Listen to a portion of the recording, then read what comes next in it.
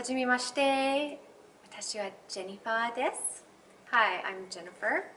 I'm a mom of 5. I live in Arizona, and the climate there is pretty much as far as away from Japan as you can get.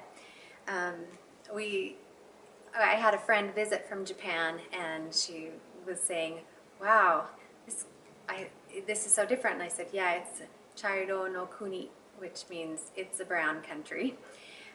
I lived in Japan in the early 1990s for a year and a half, and I loved it there. I'm 5'1", and one of the greatest things was I could go into the grocery store and go shopping, and I could just reach all the stuff on the shelves. I didn't have to stand on my tiptoes, and I didn't have to jump or look for a tall person, which was great.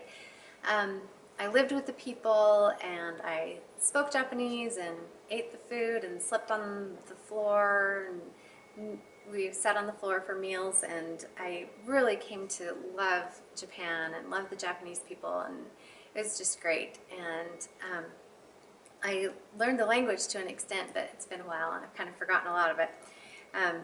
With 5 kids, I might as well just have had an entire memory dump. I decided a couple of years ago that sumo is really cool, and it's time that we had a sumo novel. In fact, it might be time for a sumo romance novel.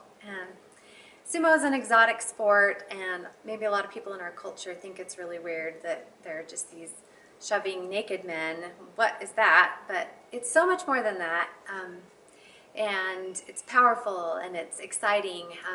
There's also a darker side to sumo, and there's some hazing, and there's discrimination, and I go into that a little bit big in Japan. A friend asked me if I was an aspiring sumo wrestler, but I'm sorry to say I'm far too short, and I'm far too weak, and I would just get squished like a bug, or like a gokiburi, as they would say in Japan.